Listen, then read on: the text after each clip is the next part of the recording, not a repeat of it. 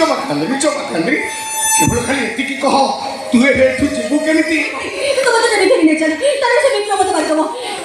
ରହ ମା ସେଟା ତୁ ପରେ ତୁ ବାଗା କହିଲୁ ତୁ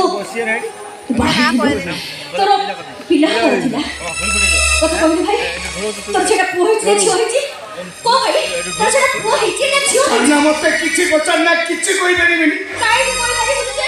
କହିପାରିବିନି ମୁଁ। ତୁ କାହିଁ କହିବୁନି? ତୁ ତ ମତେ କହିଥିଲୁ ନା ତୁ କଥା କାହାକୁ କିଛି କହିବୁନି। ମୋ କଣ କାହାକୁ କିଛି କହିଛି କି? ମୁଁ କାହାକୁ କିଛି କହିବିନି। ତୁ ଖାଲି କହ ତୋର ପୁଅ ହେଇଛି ନା ଝିଅ ହେଇଛି? ମତେ ଭଲ ଲାଗିବ ଶୁଣିଲେ। ତୁ କହ ଭାଇ ତୋର ପୁଅ ହେଇଛି ନା ଝିଅ ହେଇଛି? କହ ଭାଇ କହ। ମୋର ନା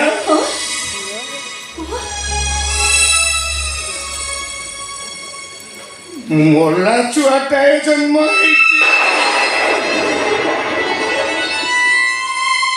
ଛାଡ଼ କଥା ସେସବୁ କଥା ପରେ ଚିନ୍ତା କରିବା। ମୋର ସବୁ ରାସ୍ତାର ଶେଷ ମୁଣ୍ଡରେ ଯମଦୂତ ମାନେ ହାତରେ ଖଡ଼ଗ ଧରି ଛିଡ଼ା ହେଇଛନ୍ତି।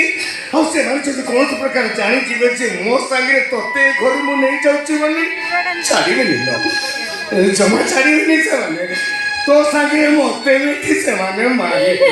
ତୁ ଗୋଟେ କାମ କରିବୁ ତୁ ମତେ ନେଇ ଯାଇପାରିବୁ ଭାଇ କଣ ତୁ ପାରିବୁ ନା ନାହିଁ? ତୁ ଗୋଟେ କାମ କଲେ ମତେ ନିଶ୍ଚୟ ନେଇ ଯାଇପାରିବୁ। କହ କହିବି କହ କ'ଣ? ତୁ ମତେ ମାରିଦେ ନା ଭାଇ। ପାରିବିନି ଲୋ ଭଉଣୀ। ଏଇ ଅନ୍ଧାରରେ ଚିହ୍ନି ନ ପାରି ମଣିଷ ଭଳିଆ ତତେ ମନ ଇଚ୍ଛା ମୁଁ ଏଇ ହାତରେ ମାଡ଼ ମାରିଛି। କେତେ ତତେ କଷ୍ଟ ହଉଥିବ କେତେ ବାଧୁଥିବ ମୁଁ ଏବେ ଅନୁଭବ କରୁଛି।